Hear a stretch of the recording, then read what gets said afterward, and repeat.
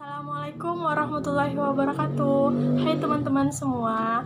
Pada kesempatan kali ini saya akan mensimulasikan RPP kelas 4 SD pada tema 9, subtema 1, pembelajaran 1. Assalamualaikum warahmatullahi wabarakatuh. Apa kabar anak-anak? Hari ini apakah ada teman yang tidak hadir? Nah, sebelum belajar dimulai, mari kita berdoa dulu kepada ketua untuk memimpin doa ya. Kemudian, mari kita menyanyikan lagu Garuda Pancasila bersama-sama. Untuk anak-anak ibu semua, sebagai kita generasi bangsa, sebagai kita penerus generasi bangsa, kita harus menjadi bangsa yang kuat, yang pantang menyerah, terus percaya diri, dan terus berjuang untuk menggapai cita-cita kita. Nah, untuk pembelajaran kali ini kita akan membahas tentang tema 9, yaitu kayanya negeriku, subtema 1, kekayaan sumber energi di Indonesia pada pembelajaran pertama. Apa-apa saja tujuan pembelajaran kali ini, yaitu melalui kegiatan diskusi, siswa dapat memahami sumber energi terhadap lingkungan sekitar dengan tepat.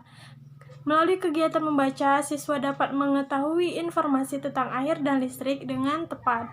Melalui kegiatan pengamatan, siswa dapat menyimpulkan cara kerja listrik. Kemudian melalui kegiatan membuat peta pikiran, siswa dapat memahami hubungan manusia dengan lingkungan yang benar. Melalui kegiatan mengamati ilustrasi gambar, siswa dapat menjelaskan pembangkit listrik tenaga air. Kemudian, melalui kegiatan wawancara, siswa menyajikan informasi manfaat lingkungan bagi kehidupan dengan benar. Oke, kita masuk pada subtema 1 pembelajaran 1 ya. Coba dibuka bukunya halaman 1. Pada subtema 1, kekayaan sumber energi di Indonesia. Di sana ada gambar, ayo kita amati bersama. Ada gambar air dan ada gambar listrik. Coba anak-anak jelaskan atau coba anak-anak deskripsikan tentang listrik dan air. Apa hubungan dari keduanya? Nah, di sana ada pertanyaan, yaitu apakah air dan listrik termasuk sumber energi? Berapa banyakkah sumber energi yang ada di sekitar tempat tinggalmu? Kemudian, seberapa sering kamu menggunakan sumber energi air dan listrik dalam kegiatan sehari-hari? Kemudian, air dan listrik termasuk sumber energi. Apakah air dan listrik itu termasuk sumber energi? Ya, air dan listrik itu saling berhubungan sehingga menghasilkan energi.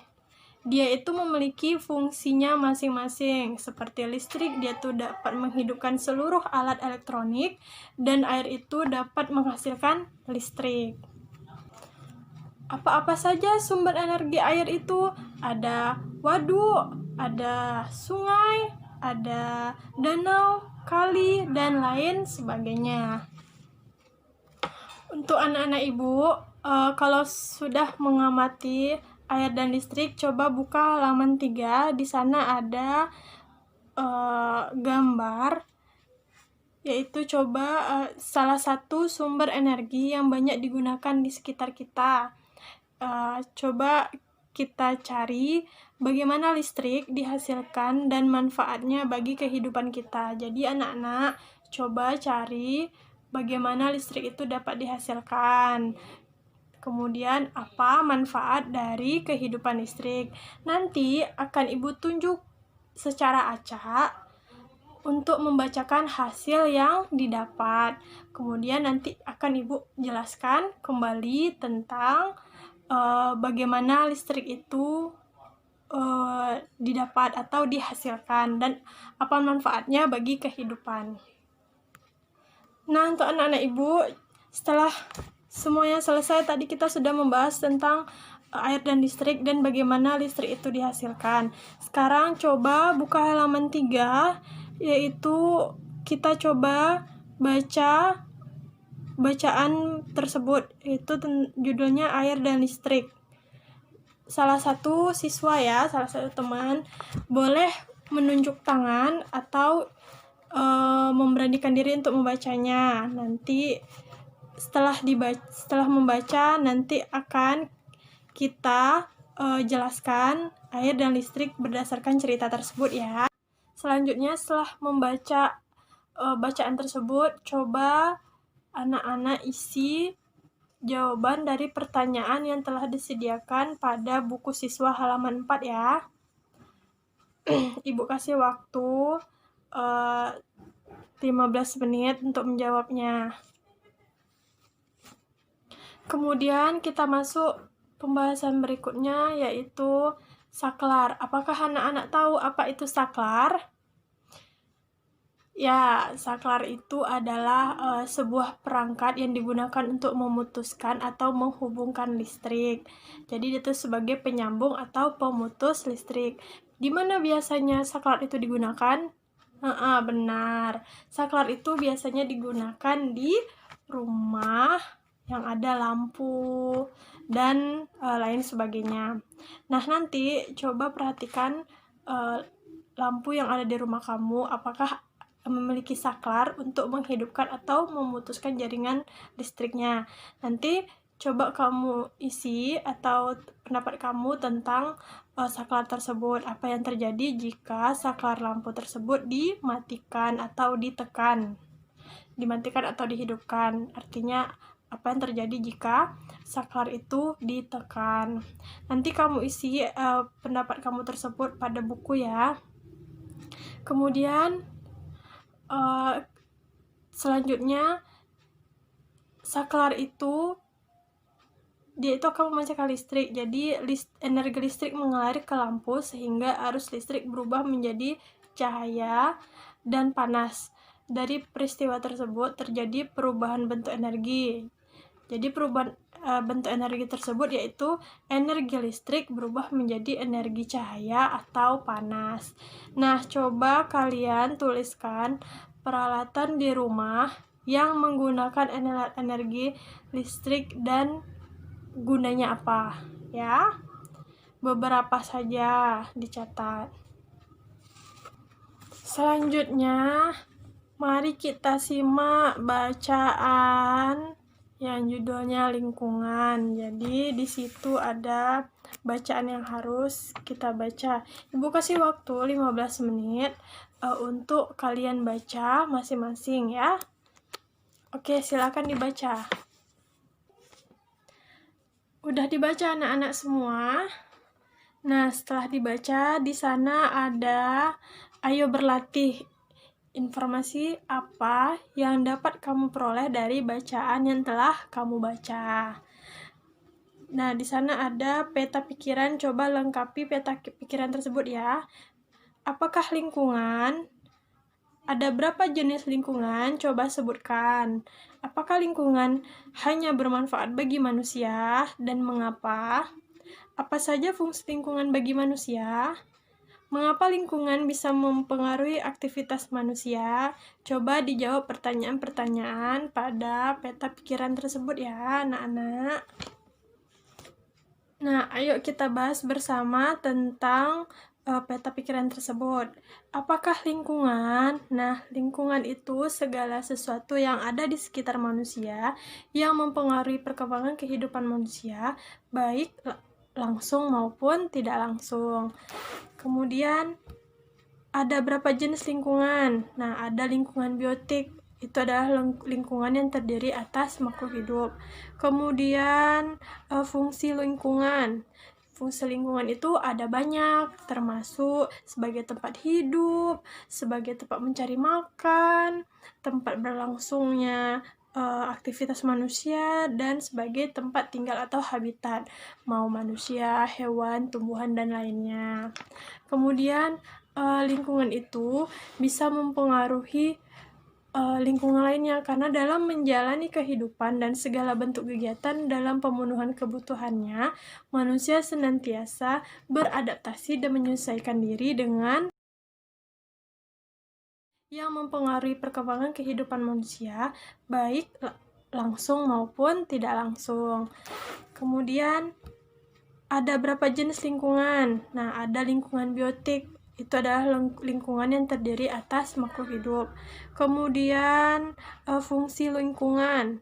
Fungsi lingkungan itu ada banyak, termasuk sebagai tempat hidup, sebagai tempat mencari makan, tempat berlangsungnya aktivitas manusia, dan sebagai tempat tinggal atau habitat, mau manusia, hewan, tumbuhan, dan lainnya. Kemudian lingkungan itu bisa mempengaruhi lingkungan lainnya, karena dalam menjalani kehidupan dan segala bentuk kegiatan dalam pemenuhan kebutuhannya, manusia senantiasa beradaptasi dan menyesuaikan diri dengan lingkungannya. Nah, kita sudah membahas tentang lingkungan. Pada halaman 9, coba buka halaman 9, di sana ada manfaat lingkungan. Coba kalian telah membacanya kan? Nah, coba cari informasi mengenai manfaat lingkungan dari orang-orang yang ada di sekitarmu. Jadi, tugas kali ini adalah coba anak-anak ibu semua melakukan wawancara pada orang-orang yang ada di sekitar tentang apa saja manfaat dari lingkungan. Nanti dibuat tabel seperti pada halaman 9 tersebut. Isi tabel tersebut berdasarkan hasil wawancara anak-anak ya.